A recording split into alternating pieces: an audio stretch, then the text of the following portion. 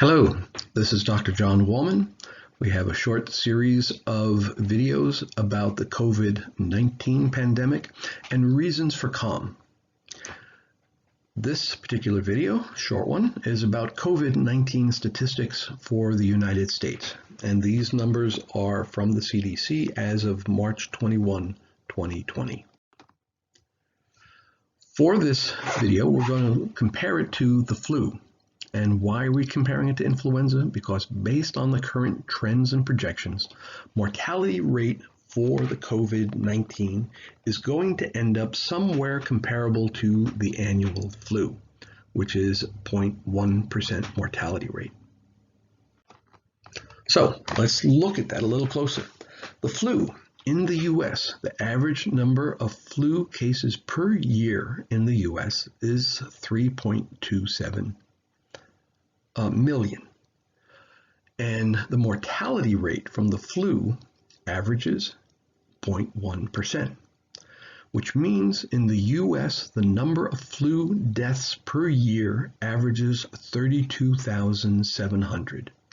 And I'm sure you've all heard the numbers. They range from a low of about 5,000 deaths per year up to a high of 60,000 per year.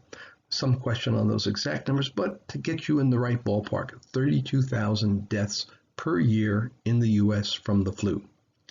Now, COVID-19, as of March 20, the US mortality rate is 1.4% and dropping fast.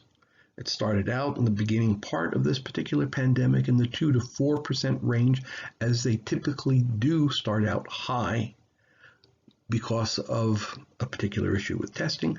And as testing comes online, it drops, and it will continue to drop and drop fast.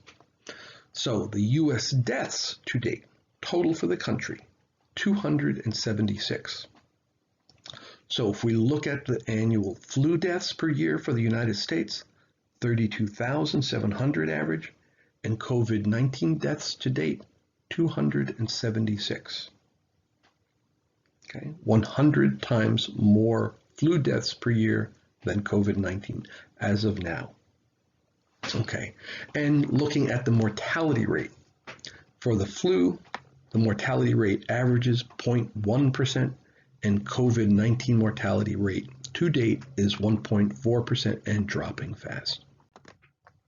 Okay, now let's look at the incidence, the number of cases of the flu versus COVID-19.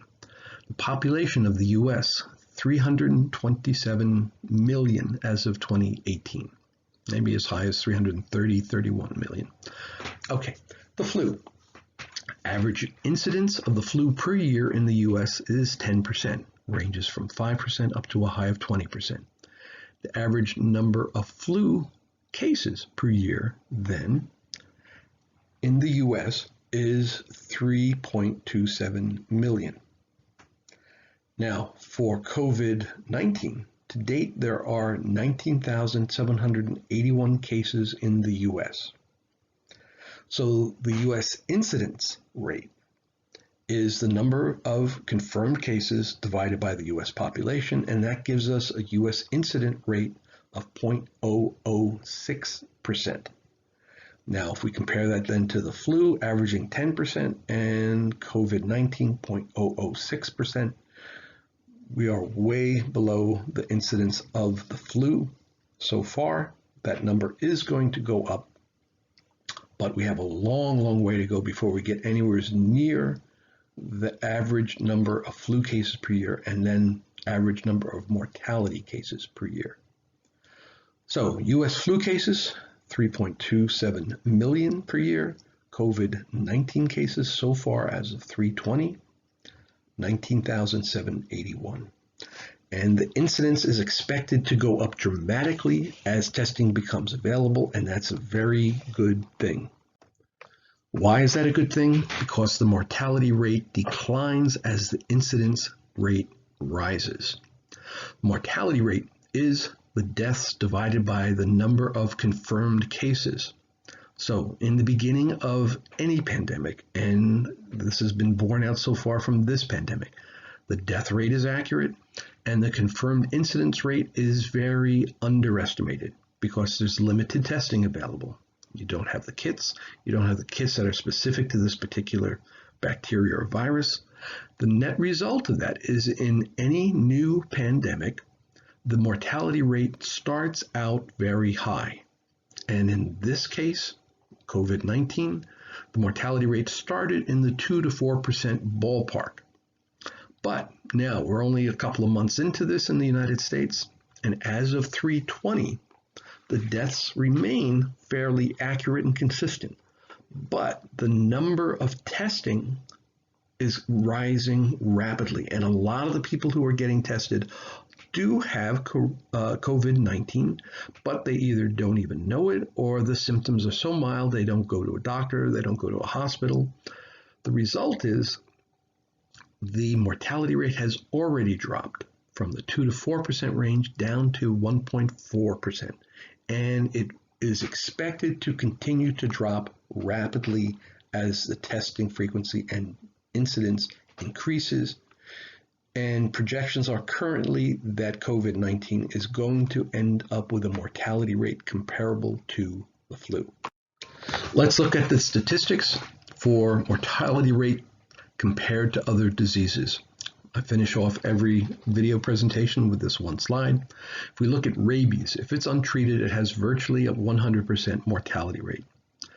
Same with prion disease. Virtually 100% people who get prion disease die. Ebola, mortality rates between 40 and 90%, depending on the country and the outbreak.